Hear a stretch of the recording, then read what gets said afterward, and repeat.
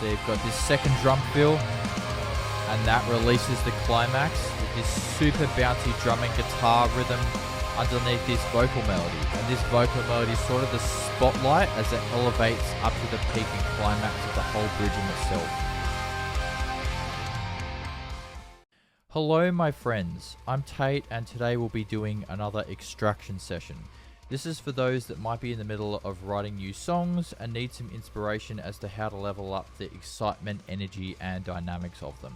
For this session we're going to be dissecting the track Uncharted by Make Them Suffer. Very impactful track, and for this one focusing on extracting the pre-bridge and bridge to reveal how these sections of the arrangement create a push-pull type dynamic. And I'll play through it for you initially if you haven't heard of this track or band before. So here we go.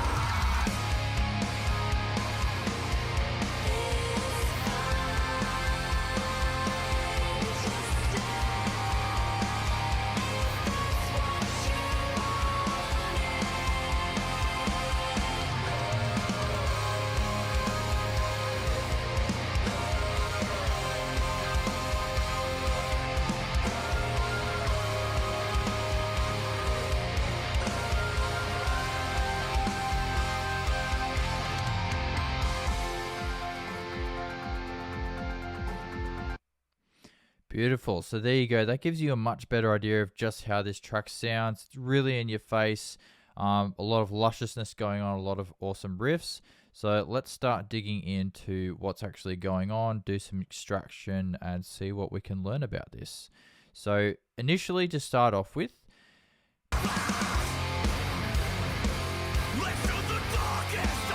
this is the first riff and then it leads into this really dynamic riff, guitar riff with these sort of chugs followed by power chords, and it's got a halftime drum rhythm underneath it.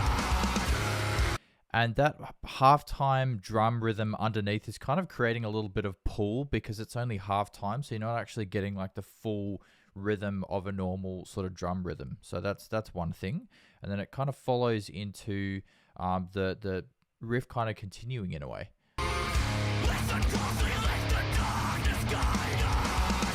Then you've got the riff repeating, but it's opening up and developing into more fretboard movement, along with some increased drum rhythm speed. So you've got the increased drum rhythm speed, and both these things together, they're sort of creating a little bit more push. So obviously the opposite of what we had before in the pulling. But it's kind of developing the whole thing a bit more. And then right there, you've got that nice big drum fill that's introducing the transition back to the pull. Then you've got this bridge riff that opens up with the guitar riff, giving slight release, ever so slight, but the drum rhythm is back to halftime and it's super bouncy, but still pulling. Now, on top of that, you've also got these really lush, clean vocals and the guitar driving anticipation, tension. So they're really pulling with the tension between the guitar and vocal play, which is really nice because obviously you've had a little bit of push before, but now it's just all pull. Even though it sounds and feels like it's pushing because there's a bit more release, it's still pulling because you feel like there's just the way the track goes arrangement wise, you can still hear and feel something coming.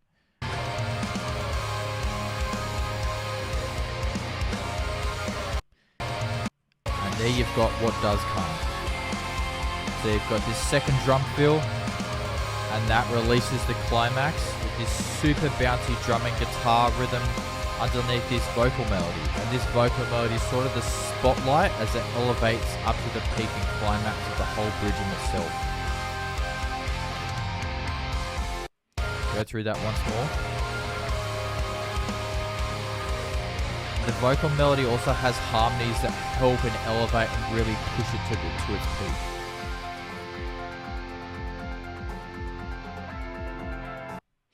Now, this is one really key thing is that this whole the pre-bridge riff, building and developing itself, and then having that drum fill that sort of introduces the entire bridge before that starts developing too.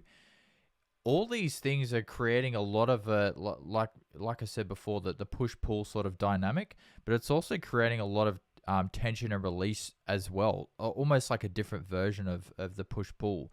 So it's a really nice dynamic. And look, this is how a lot of really good songs are written, with a lot of dynamic in them, and you can see a very clear contrast between the peak of the bridge and the actual release that comes afterwards in this sort of little beat mixed with a little key melody. So this is like the absolute peak. Contrast that to this beat with the key melody over the top. So there's a lot of contrast going on, and these guys have done this track really well. A lot of bands tend to write like this too, so this gives you almost a sneak peek behind the curtains of how a lot of bigger bands write. And look, these factors all go into making a really good song that just plays with the listener, pulls them, pushes them, and really gets them engaged, gets them listening over and over again. So that's the aim of the game. But look, I hope you found this helpful, learned a little thing or two about how to create that sort of dynamic, and looking forward to seeing you again. Much love. Thanks for watching.